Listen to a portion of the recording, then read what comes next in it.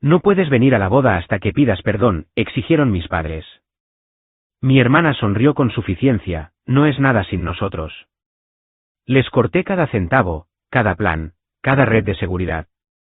Al día siguiente, mi teléfono no paraba de sonar, 44 llamadas perdidas. La noche que mi madre llamó, pensé que quería recordarme algo sobre las flores o la distribución de las mesas. En lugar de eso, entre el sonido de copas chocando y música, sus palabras me atravesaron: Xiomara, tienes prohibida la entrada a la boda de tu hermana a menos que te disculpes. Yo estaba sentada en mi apartamento de la Quevieu, con el teléfono pegado a la oreja, escuchando a toda mi familia reírse sin mí. Soy Xiomara Miller, tengo 29 años y soy analista de datos en Chicago, y durante años, he pagado sus facturas del hospital, sus hipotecas e incluso el alquiler de mi hermana. Lo hice en silencio, esperando que algún día me vieran de verdad, pero en ese momento, me di cuenta de que yo no era su hija ni su hermana. Era solo la billetera que podían desechar. Si aún no te has suscrito al canal, no olvides darle a suscribir, aplastar ese botón de me gusta y contarnos en los comentarios desde donde nos estás viendo. Estaba sentada en mi apartamento de la Quevieu, el pequeño piso de una habitación que había alquilado desde que empecé a trabajar en el centro, cuando sonó el teléfono. El cielo de finales de octubre ya estaba oscuro afuera, y el zumbido del tráfico de abajo era amortiguado por el constante viento de Chicago. Acababa de acomodarme en el sofá con una ensalada que había sobrado de la nevera, intentando relajarme después de otro largo día en Horizon Logistics, donde las hojas de cálculo y los números de transporte parecían devorar mis horas. La pantalla se iluminó con el nombre de mi madre. Por un segundo, dudé. Las llamadas de mamá rara vez significaban buenas noticias, pero aún así, deslicé para responder. Xiomara, dijo. Su voz no era cálida, era tajante, más fría que el viento que sacudía las ventanas. Hola, mamá, intenté, forzando mi tono para que sonara ligero. ¿Está todo bien? Hubo una pausa. Podía oír el tintineo de las copas, risas, el murmullo de voces en algún lugar detrás de ella, los sonidos de una fiesta. No vas a venir a la boda de Isadora, dijo, seca, definitiva. No, a menos que primero le pidas perdón. Me quedé helada, el tenedor se me resbaló de la mano y cayó con un ruido metálico sobre el plato. ¿Qué? ¿Me has oído?, continuó, con un tono afilado. La avergonzaste en su cumpleaños en agosto. La hiciste quedar en ridículo delante de todos. Hasta que no lo arregles, tienes prohibida la entrada a la boda. Aún podía oír las risas al otro lado de la línea, la música alegre, tal vez incluso la voz de Isadora elevándose por encima de las demás. No quise avergonzarla, dije rápidamente, con la garganta apretada. Es que... No podía seguir fingiendo que todo estaba bien cuando ella se estaba ahogando en deudas y yo era la que la cubría una y otra vez.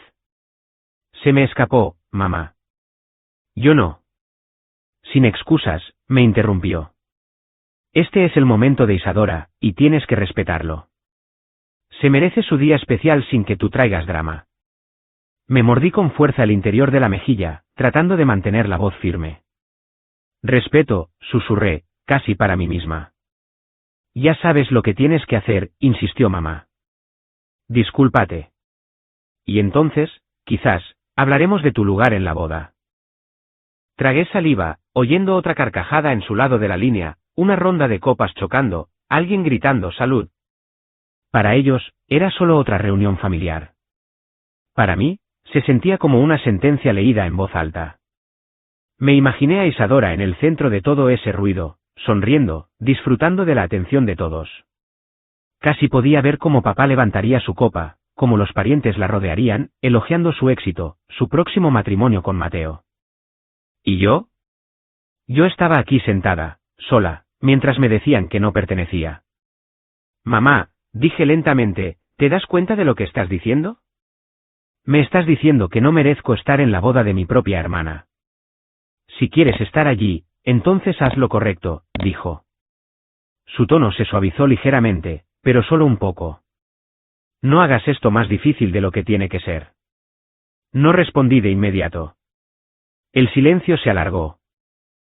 Podía oír las tenues luces de Navidad que ya se estaban probando en el vecindario de afuera, aunque todavía faltaban semanas. El sonido de las risas seguía saliendo de su teléfono, cada risita cortándome como un cristal. Tengo que irme, dijo finalmente, como si tuviera asuntos más importantes que atender. Piénsalo, Xiomara. La línea se cortó.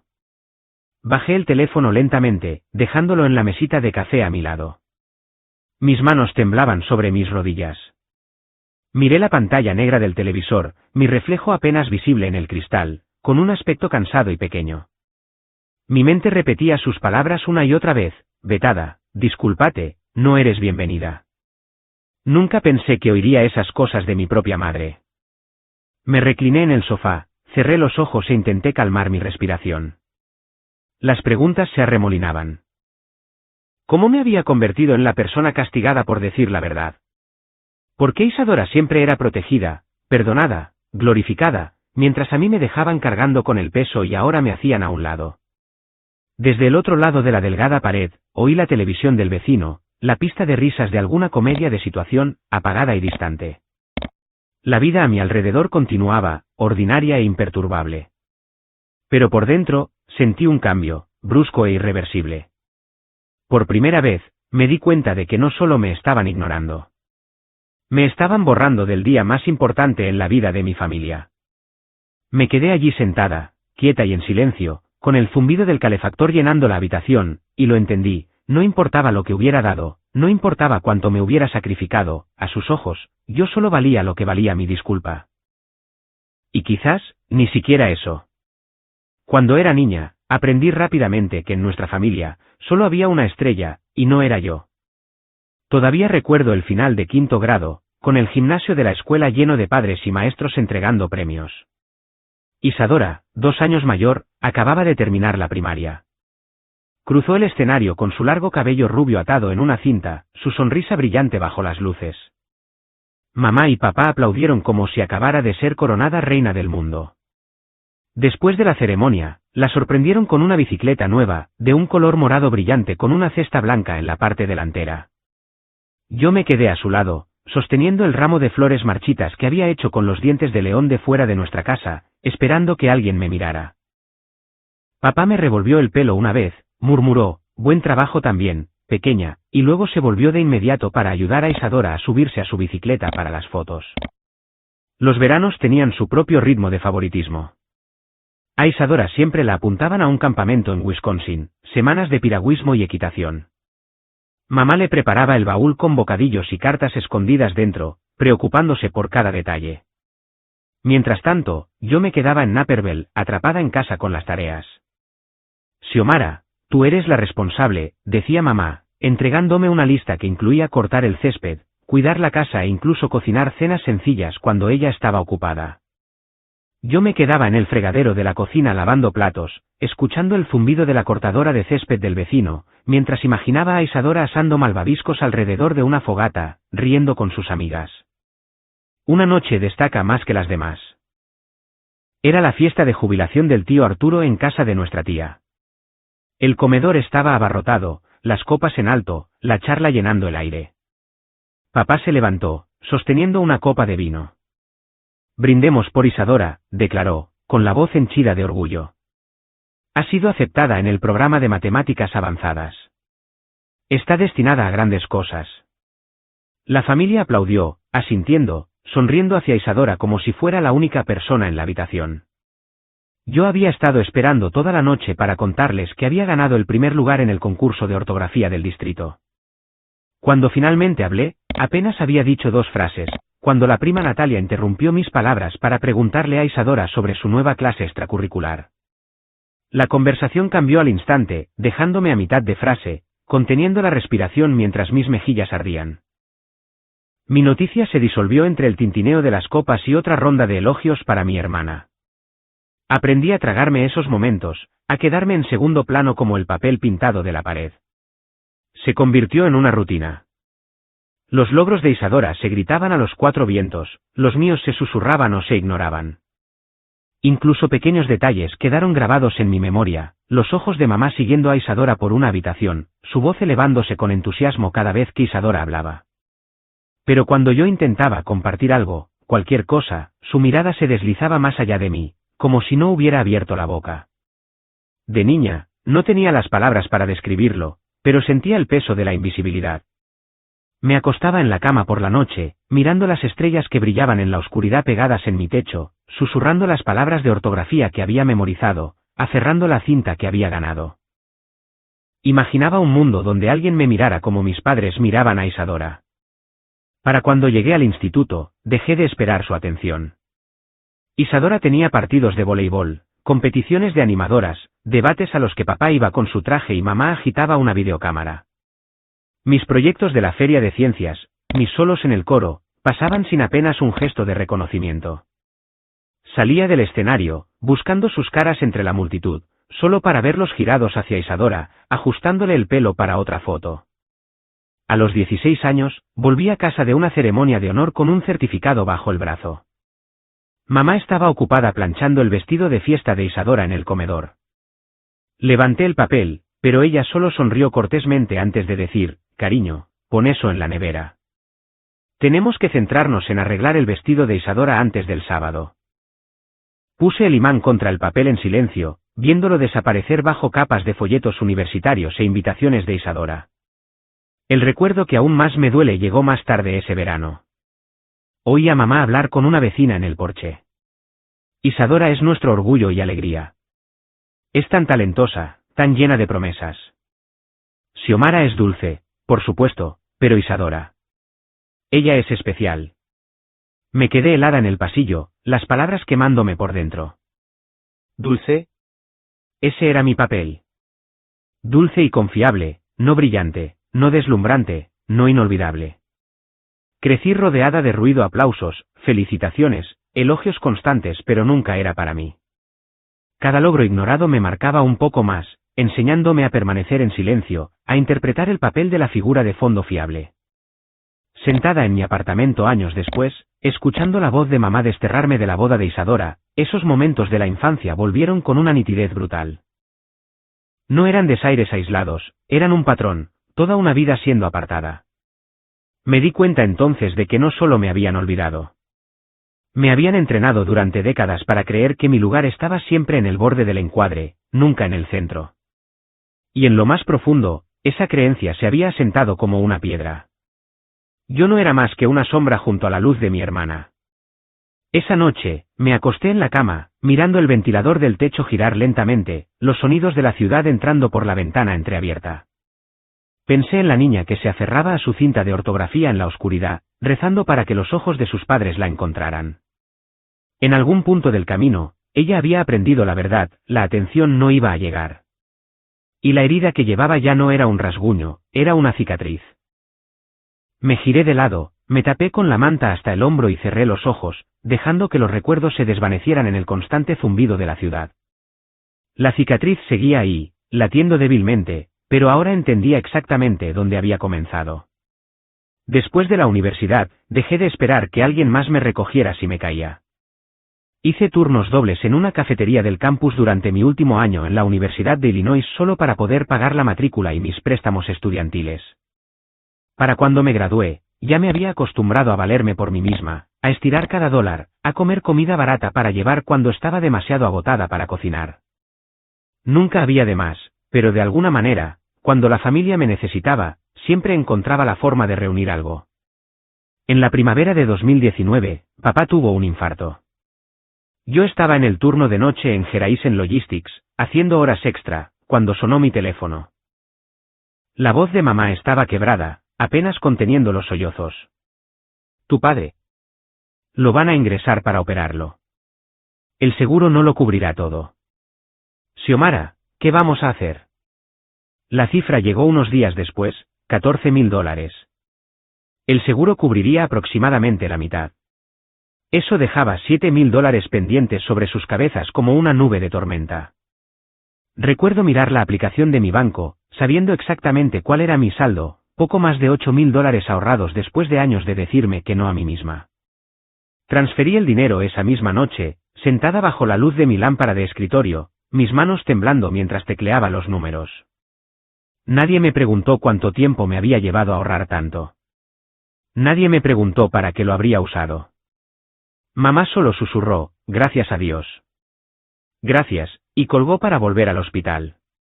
Me quedé sentada en mi apartamento vacío, con el zumbido del refrigerador de fondo, sintiéndome hueca. Me dije a mí misma que eso es lo que hace la familia. Das un paso al frente, te sacrificas. Ese sacrificio no terminó ahí. Después de que papá volvió a casa, las facturas seguían llegando con retraso. Mamá llamó una tarde, explicando que se habían retrasado en otro pago. Sería más fácil si todo estuviera a tu nombre, sugirió.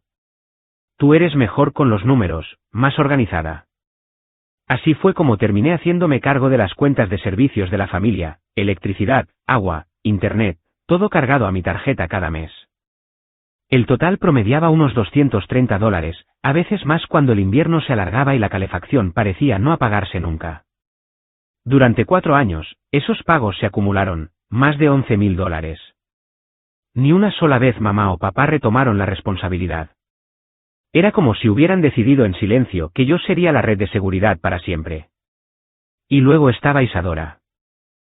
Tenía un don para llamar en los peores momentos, siempre cuando estaba haciendo mi presupuesto, siempre cuando apenas había logrado equilibrar mis propias cuentas. Oye, ¿puedes ayudarme? Solo $500. Te juro que te lo devuelvo la próxima semana, tengo que pagar el alquiler y no me llega. La primera vez, transferí el dinero, aferrándome a la esperanza de que cumpliría su palabra. La semana siguiente llegó y se fue, sin devolución. En su lugar, volvió a llamar, aterrorizada por una tarjeta de crédito al límite. $700 esta vez. Eres la única a la que puedo pedírselo, dijo, con la voz temblorosa. Pero su perfil de Instagram seguía lleno de cócteles en azoteas y manicuras. Otro mes, fueron $350 para un vuelo de última hora a Florida.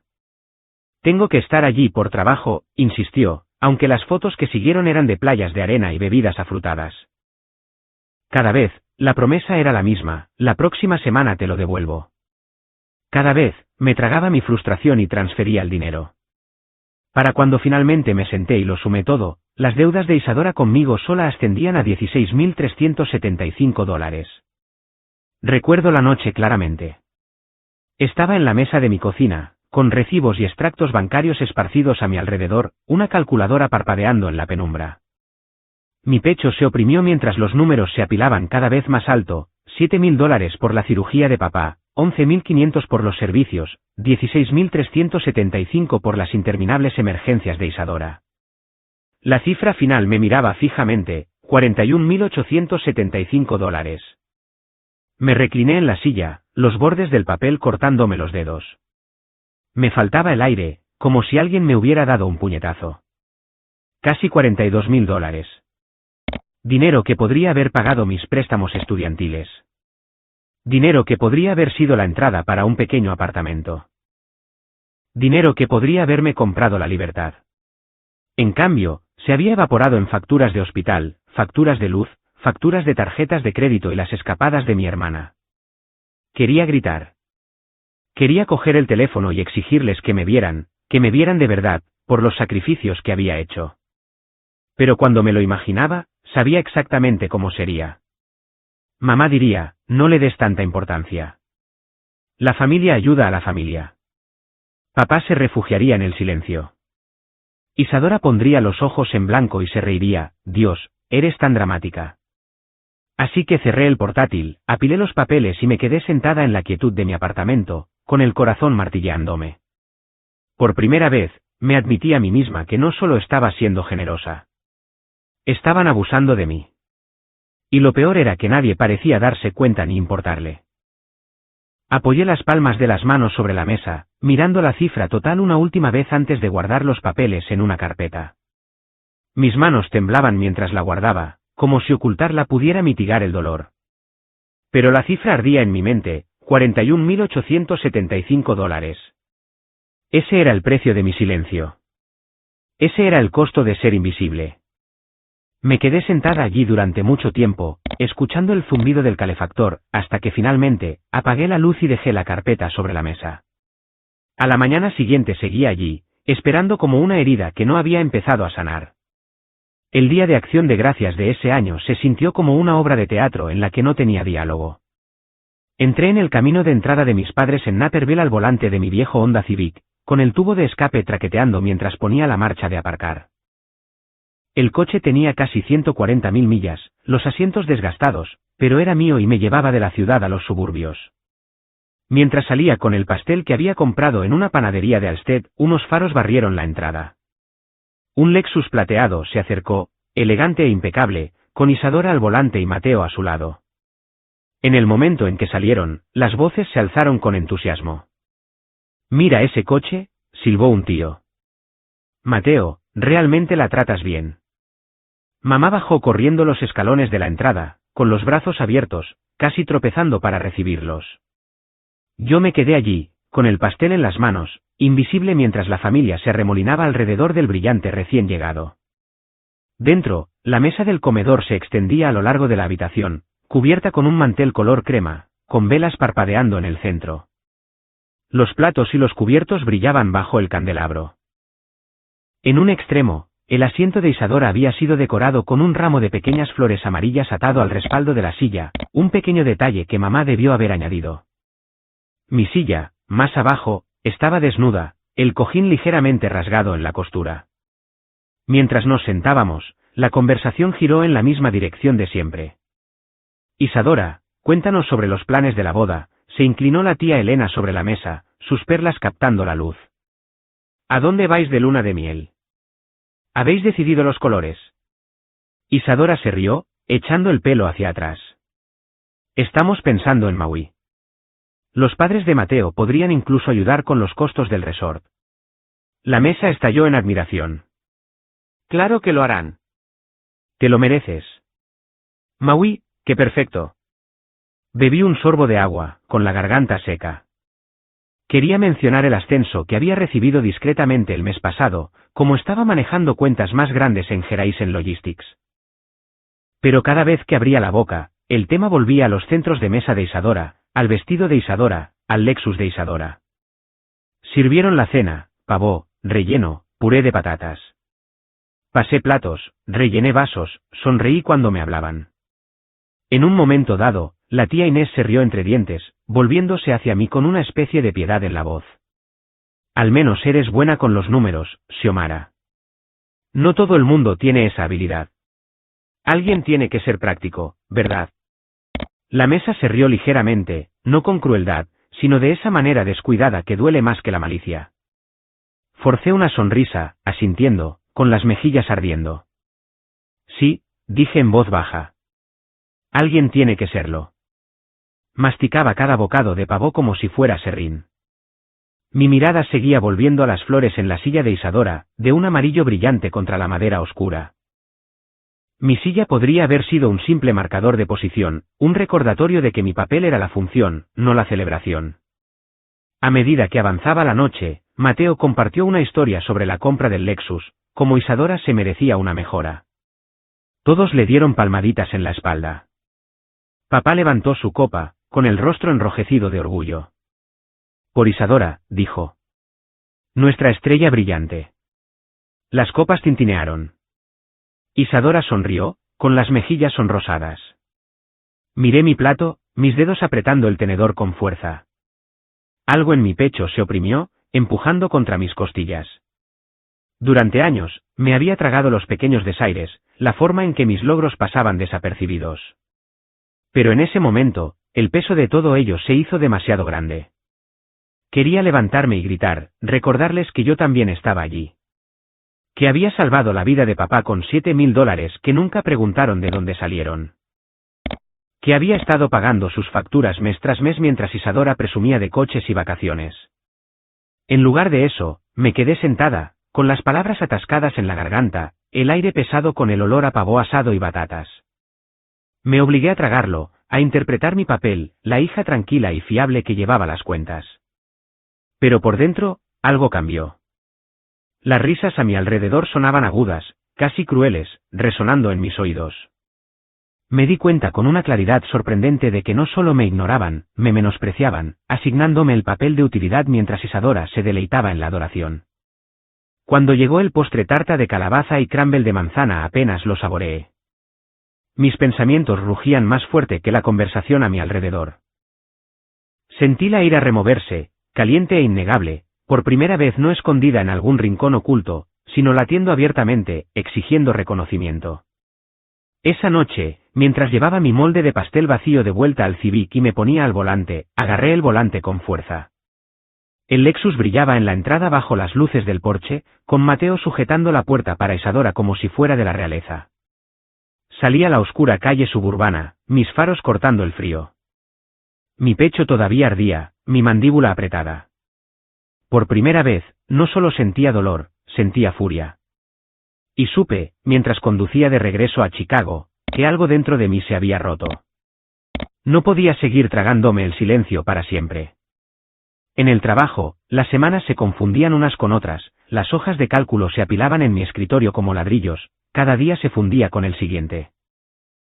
Horizon Logistics no era glamuroso, pero pagaba las facturas, y me había convertido en la analista de confianza que nunca incumplía una fecha límite.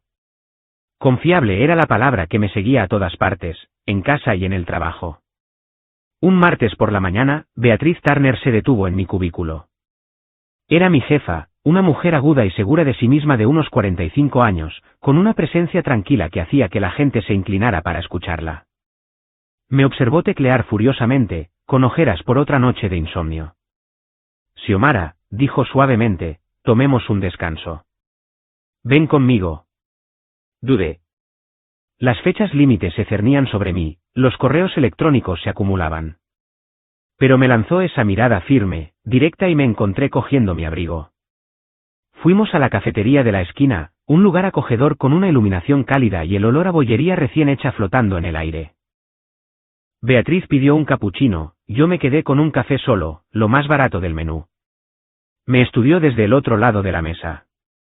Parece que llevas el peso del mundo sobre tus hombros. Me reí suavemente, tratando de quitarle importancia. Solo estoy ocupada, eso es todo. Sus ojos no vacilaron. Llevo suficiente tiempo en este campo para saber cuando alguien está funcionando con las reservas. Asumes demasiado. No solo aquí. En todas partes. Bajé la mirada a mi café, el vapor subiendo hacia mi cara. Las palabras me dolieron porque eran verdad. ¿Puedo decirte algo?, preguntó. Asentí. Los límites, dijo lentamente, no son crueldad. Son amor con carácter. Sin ellos, te romperás y seguirás permitiendo que la gente que debería valerse por sí misma no lo haga. La miré parpadeando, la frase me golpeó más fuerte de lo que esperaba. Amor con carácter. Logré una pequeña sonrisa y dije, lo tendré en cuenta, aunque en realidad, no lo entendí del todo. Más tarde esa semana, en la sala de descanso, oí a un grupo de colegas hablar. ¿Oíste que Javier acaba de entrar en Booz?, dijo uno, sirviéndose café. Un MBA a tiempo parcial, empieza en otoño. Booz, repetí, más para mí que para ellos. Otro compañero se volvió hacia mí. Sí, la Booz School of Business de la Universidad de Chicago. Un programa duro, pero increíble si quieres hacer crecer tu carrera. Serías perfecta para ello, Xiomara. Eres inteligente, tienes la disciplina. Al principio me lo tomé a risa. ¿Yo? No sé. Es caro, competitivo. Pero la semilla había sido plantada. Esa noche, me senté en mi sofá, con el portátil abierto, su brillo iluminando el pequeño salón. Escribí MBA Universidad de Chicago Booz en la barra de búsqueda. Apareció la página web del programa, fotos de estudiantes en traje, trabajando en aulas elegantes con vistas al horizonte. Palabras como liderazgo, transformación, futuro. Me desplacé por los requisitos de admisión, los testimonios, las fotos de los graduados lanzando sus birretes. Mi corazón latía con fuerza, una extraña mezcla de emoción y miedo. Durante años, cada dólar extra había ido a parar a mi familia.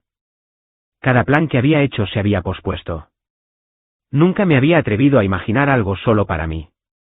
Me recliné, mirando las luces de la ciudad a través de mi ventana. Por primera vez, me permití imaginarlo, entrar en esas aulas, invertir en mi propio futuro, no solo tapar los agujeros de los demás. La idea me produjo un dolor en el pecho que no era del todo desagradable. Era anhelo, agudo y desconocido. Al día siguiente, Beatriz me encontró en el pasillo. ¿Pensaste en lo que te dije? Asentí lentamente. Sí, lo hice. Su sonrisa era amable pero firme. No esperes demasiado para ponerte a ti primero. Nadie más lo hará por ti. Sus palabras resonaron en mi cabeza toda la tarde, a través de cada hoja de cálculo, cada correo electrónico. Por primera vez en años, la idea de una vida diferente, una no construida en torno a facturas y obligaciones, parecía ligeramente posible. Esa noche, volví a abrir la página del MBA de Booth. Mis dedos flotaron sobre el botón de solicitar información. Mi estómago dio un vuelco, a partes iguales de miedo y esperanza. Si dejaba de cargar con todos los demás, tal vez podría llevarme a mí misma a un lugar mejor. Hice clic. El formulario se cargó. Mi nombre me devolvía la mirada desde la pantalla, esperando a ser tecleado. Me quedé sentada en la penumbra, con las manos temblando ligeramente sobre el teclado, dándome cuenta de que la idea ya no parecía imposible. Se sentía como una puerta entreabierta, lo justo para ver la luz que se filtraba. La primera nevada de diciembre caía tras mi ventana en lentos y silenciosos espirales, la ciudad exterior amortiguada en blanco. Mi apartamento parecía más frío de lo habitual, aunque el calefactor traqueteaba y zumbaba en la esquina. Me senté en la pequeña mesa de la cocina con el portátil abierto, el brillo de la pantalla iluminando pilas de correo sin abrir y tazas de café medio vacías. Abrí una hoja de Excel en blanco y escribí la primera línea, 2019, cirugía cardíaca en Northwestern Memorial. La cifra hizo que se me encogiera el estómago, $14,000. El seguro había cubierto 7, y yo había cubierto el resto. $7,000 desaparecidos con una sola transferencia. Lo escribí, pulsé Enter y vi cómo la celda se llenaba de tinta negra. La siguiente línea, servicios, Comet, Nice Gas, Xfinity, de 2019 a 2023. Promedio, $230 al mes. 4 años de pagos, $11,500. Recordaba cada vez que mi madre se había reído por teléfono, diciendo, el Internet funciona tan rápido ahora. No sé cómo lo haces, Xiomara. Nunca se dio cuenta de que la razón por la que veía sus películas sin interrupción era porque yo estaba transfiriendo dinero discretamente de mi cuenta a la suya. Seguí escribiendo. Isadora, alquiler, agosto de 2020, $500.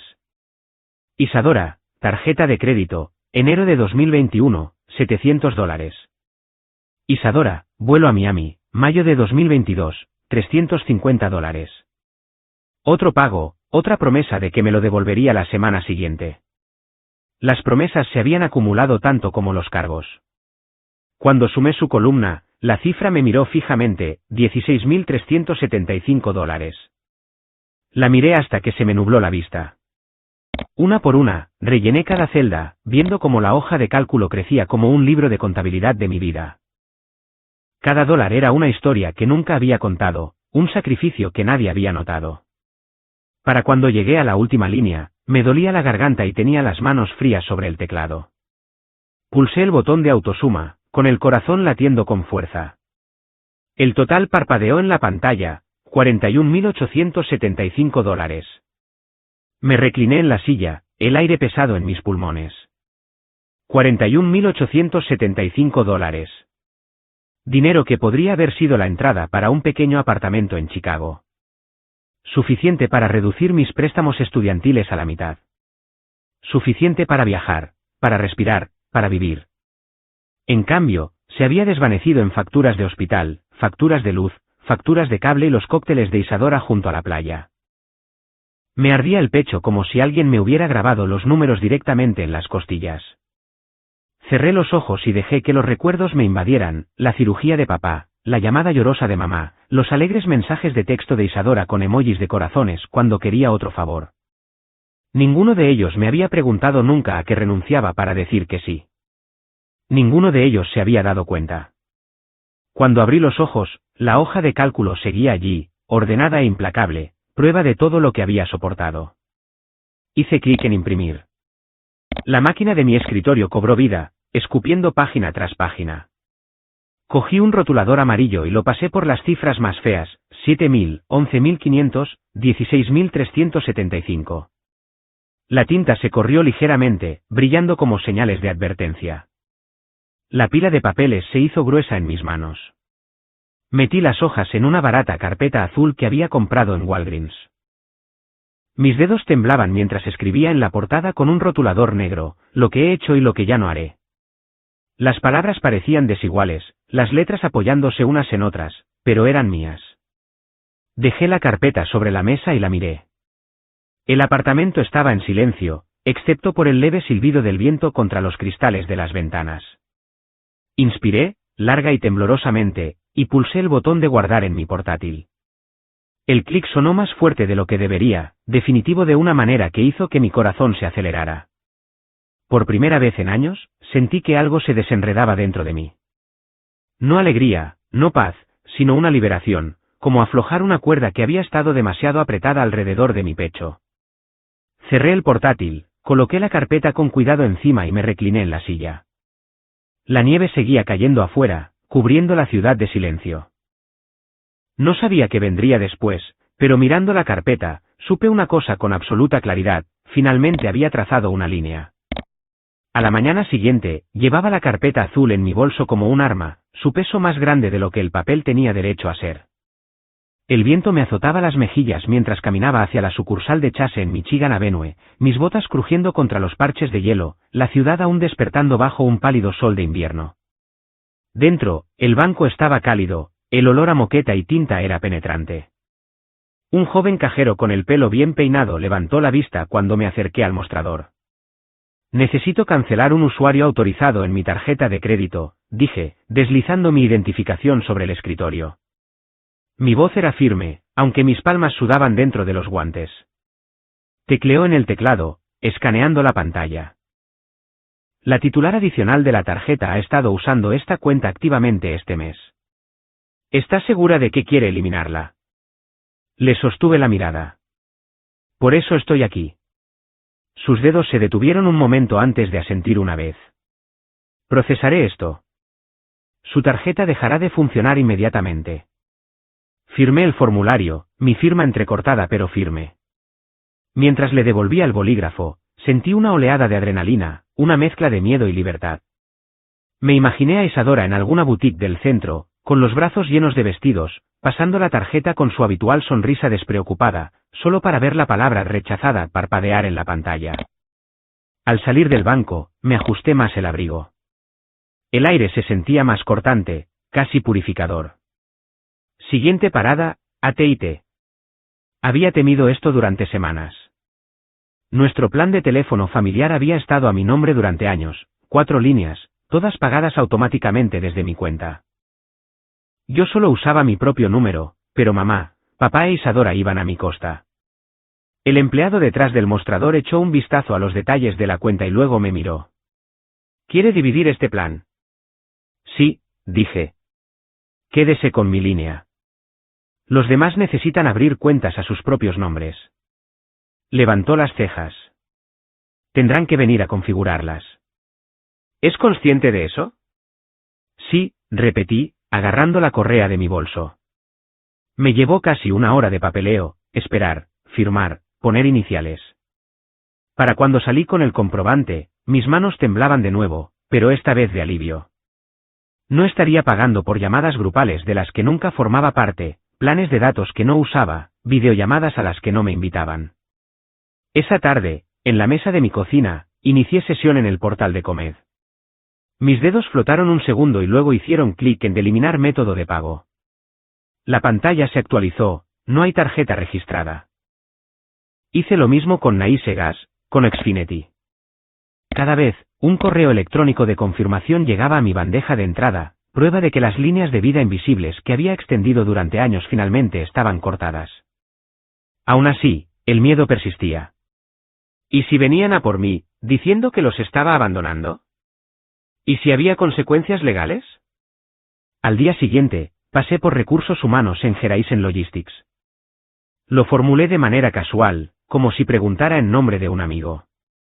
Si alguien apoya financieramente a sus familiares, pero todo está a su nombre, ¿es legal retirarse? La gerente de RRHH se reclinó en su silla, pensativa. Si las cuentas están a tu nombre y estás pagando voluntariamente, no estás obligado. Deberían transferir los servicios a sus propios nombres. No estás obligado a menos que hayas firmado un contrato legal directamente con ellos. Más tarde, tomé un café con Diego, un viejo conocido de la universidad que había estudiado Derecho. Sorbió su latte, escuchando. Xiomara, si es tu tarjeta, tu cuenta, tu dinero, es tu elección. No pueden obligarte a seguir pagando.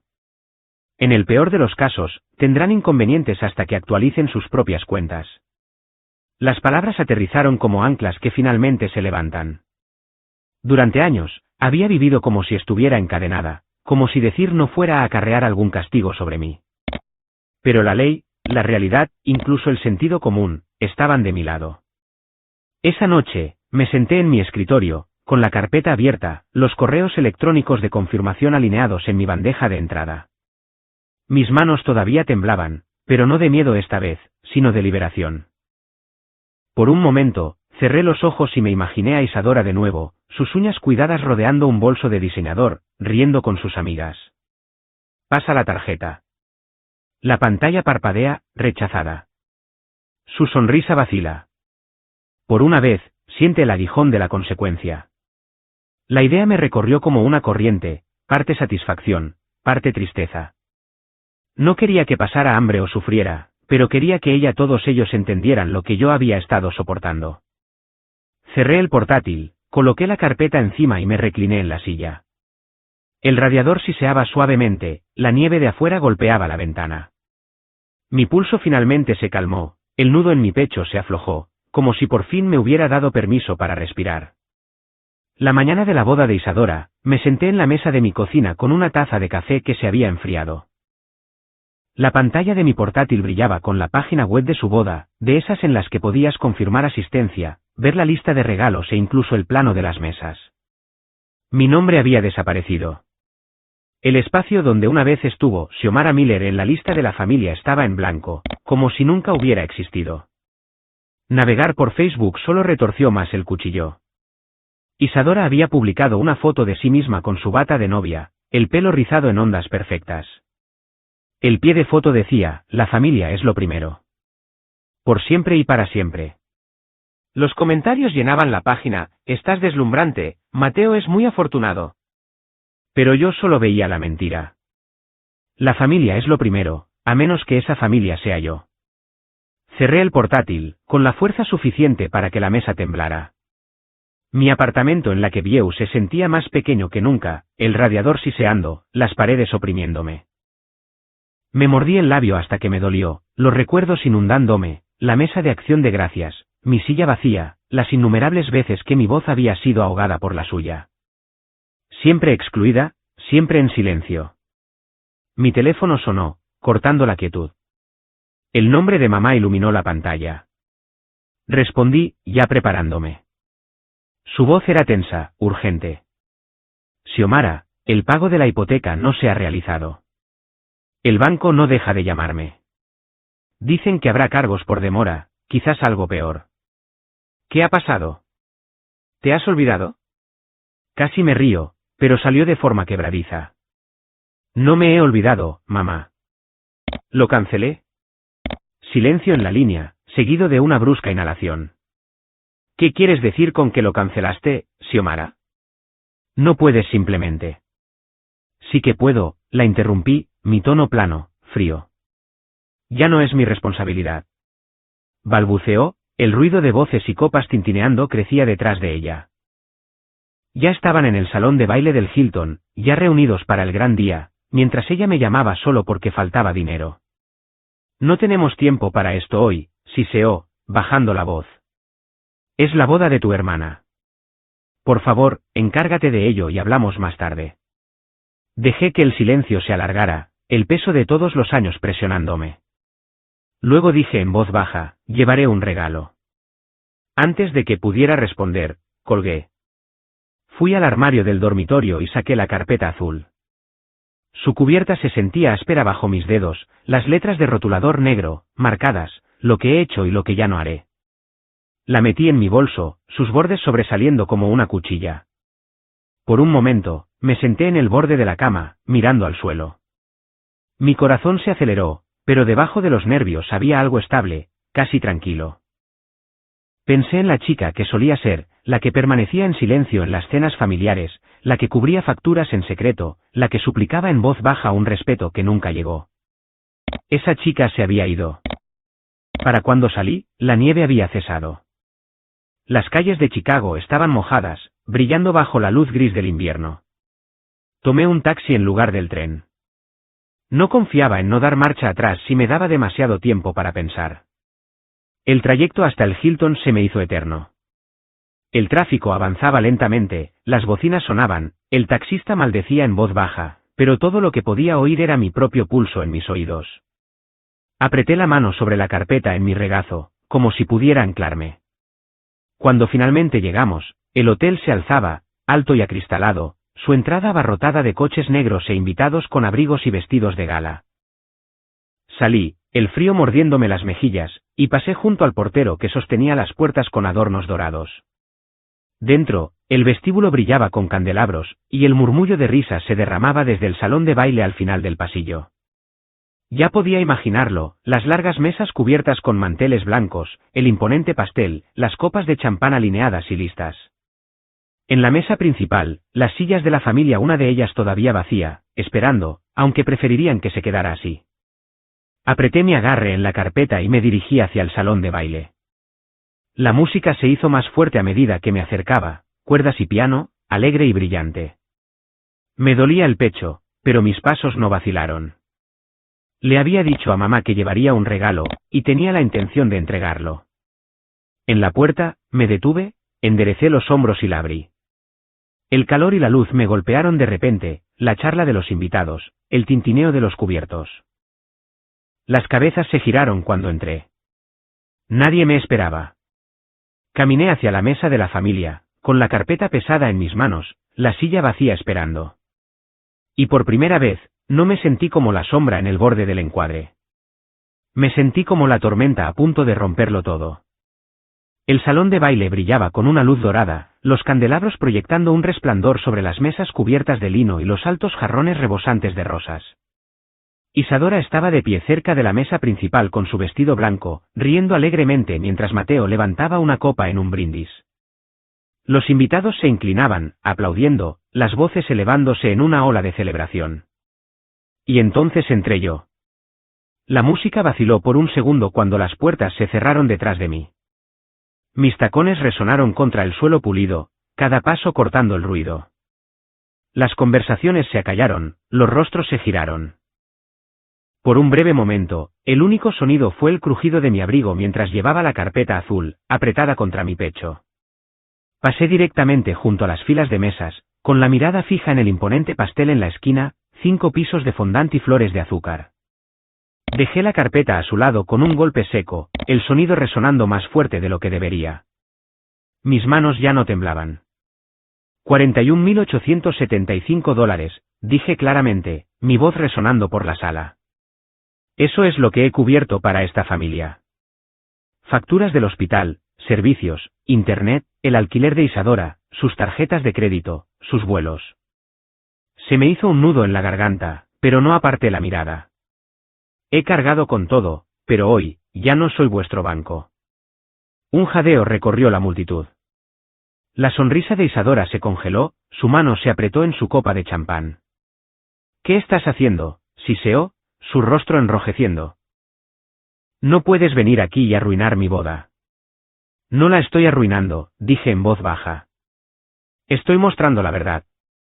Mateo nos miró, frunciendo el ceño. ¿De qué está hablando?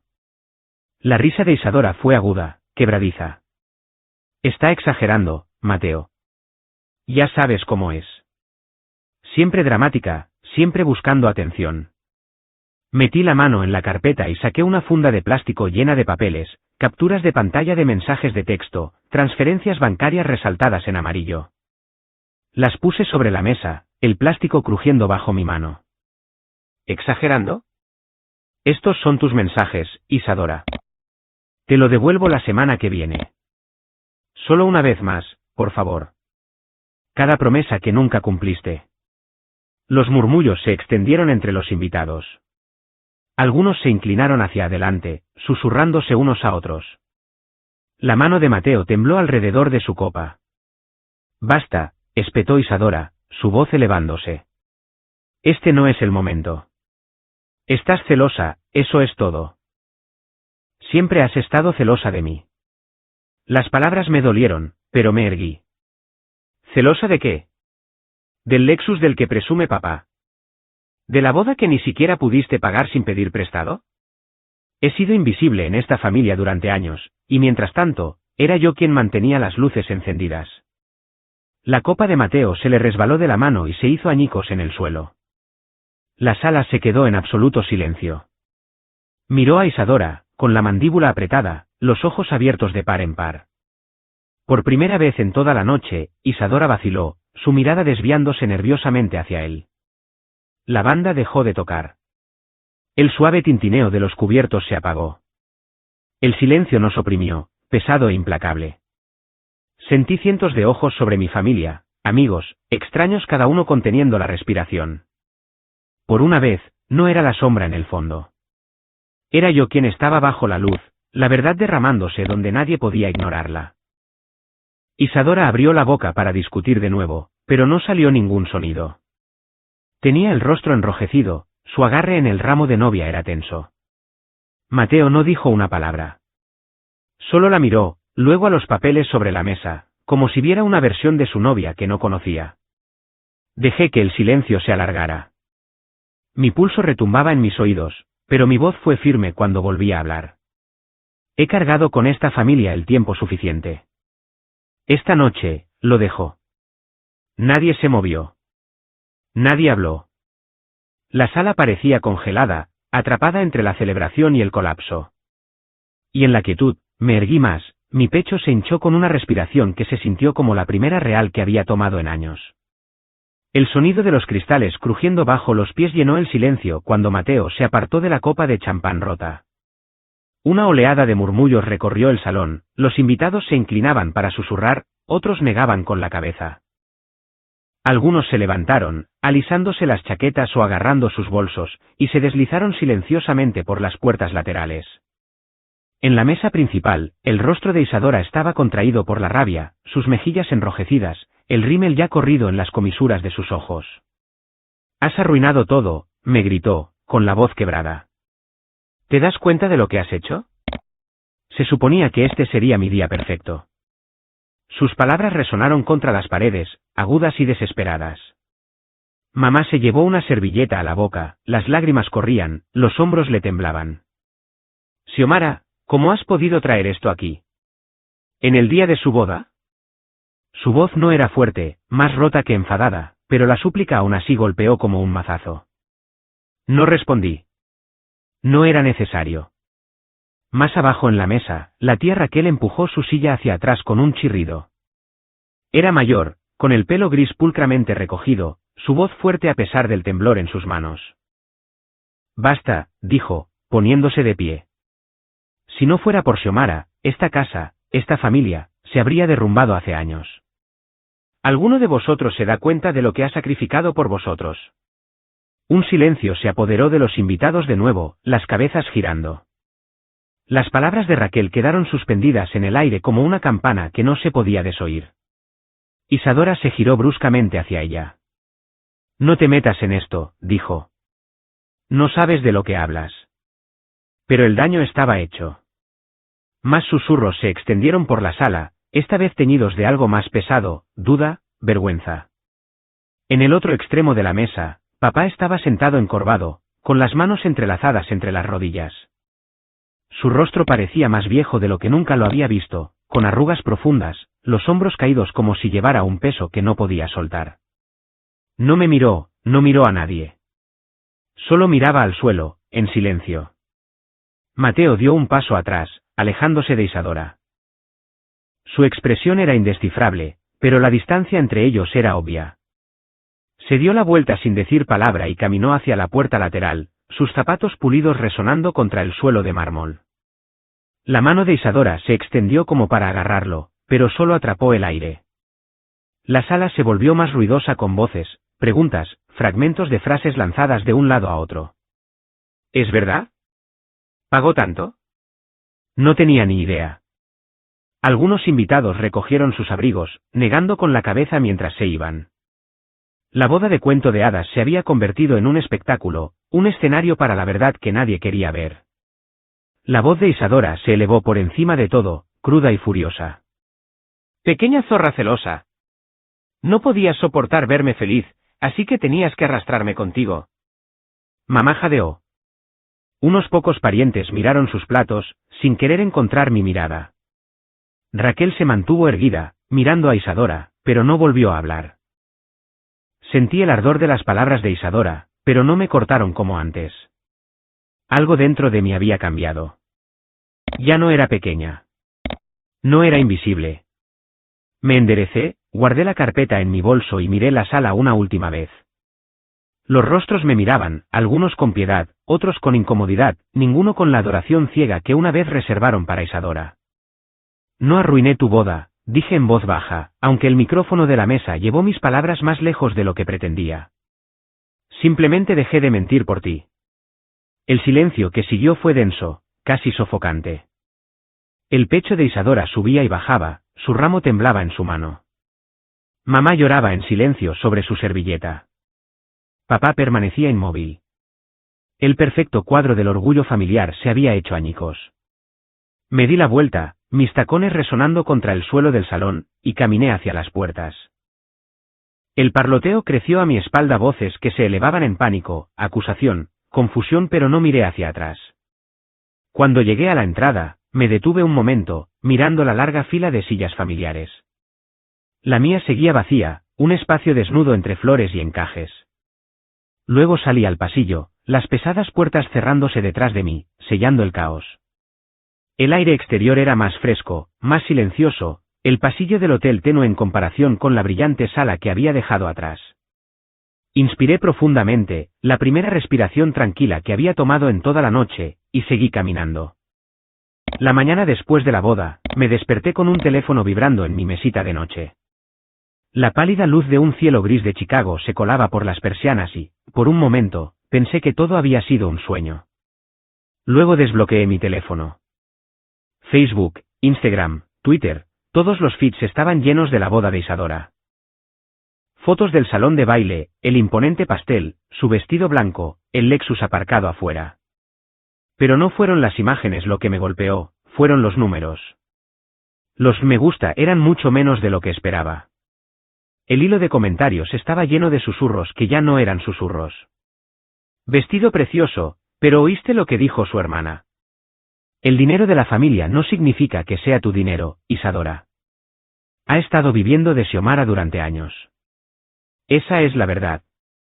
Me desplacé por la pantalla, con el estómago pesado, el pulgar flotando. Amigos suyos que antes inundaban sus fotos con emojis de corazones ahora permanecían en silencio. Algunos de mis primos incluso habían intervenido, dejando comentarios contundentes. Si no fuera por Xiomara, los Miller habrían perdido la casa. Cerré la aplicación, dejé el teléfono y me cubrí la cara con las manos. Extrañamente, no sentí una oleada de triunfo, ni dulzura al ver su pedestal resquebrajarse. Lo que sentí fue más ligero. Simplemente. Más ligera. El silencio en mi apartamento ya no era opresivo. Era pacífico. Por la tarde, un compañero de trabajo me envió un mensaje: Xiomara, ¿has visto lo que está pasando en la empresa de Isadora? Adjuntaba una captura de pantalla de una conversación en LinkedIn. Colegas de su agencia de marketing estaban cuestionando su credibilidad. Uno incluso insinuó que podría no conservar a su cliente más importante después del espectáculo público. Miré la pantalla, exhalando lentamente. Las acciones tenían consecuencias, y esta vez, las consecuencias no eran mías para soportar. Esa noche, abrí mi portátil en la mesa de la cocina, el mismo lugar donde una vez había contado cada dólar que había perdido.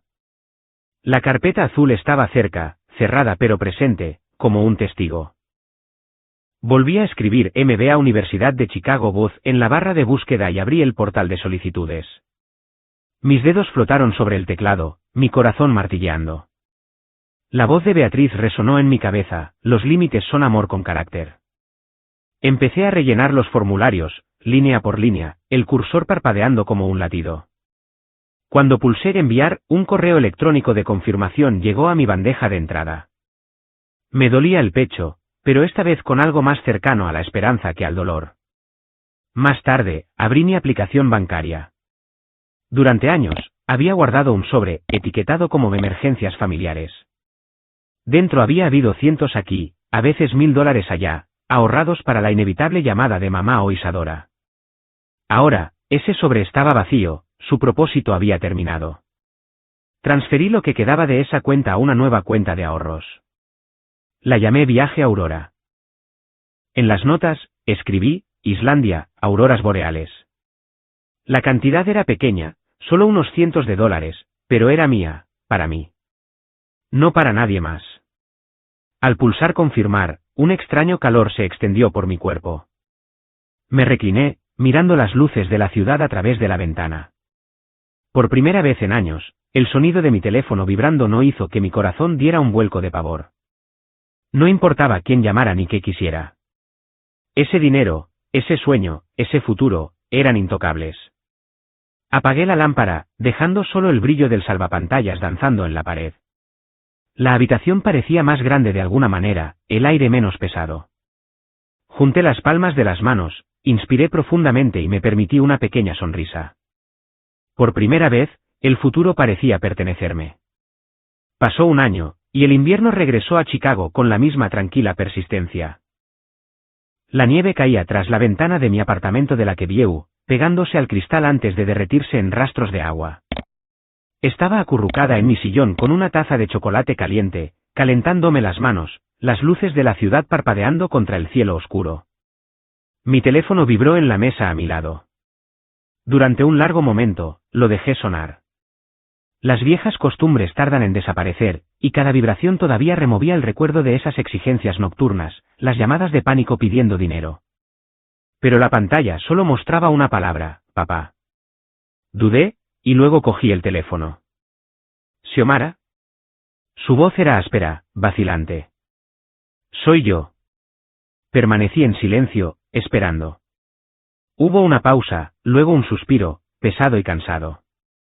Has salvado a esta familia más veces de las que puedo contar. Has pagado facturas que yo debería haber manejado. Has llevado cargas que eran mías, no tuyas. Y yo. Nunca te di las gracias. Ni una sola vez. Me equivoqué. Las palabras quedaron suspendidas entre nosotros, frágiles y extrañas, como escuchar un idioma extranjero por primera vez. Me escocían los ojos y apreté la taza con más fuerza contra mi pecho. No tienes que ser perfecto, papá, dije en voz baja. Solo necesito que se me respete. Se aclaró la garganta, la emoción era espesa. Te mereces eso. Más que eso. Espero que algún día, tal vez, podamos intentarlo de nuevo. Yo también lo espero, susurré. Cuando terminó la llamada, me quedé en silencio, con la ciudad zumbando débilmente afuera. Durante años, había llevado el peso de no ser vista, de no ser escuchada, reducida a un número en el fondo de mi propia familia. Ahora, aunque la disculpa llegara tarde, había llegado. Y fue suficiente para aflojar algo dentro de mí.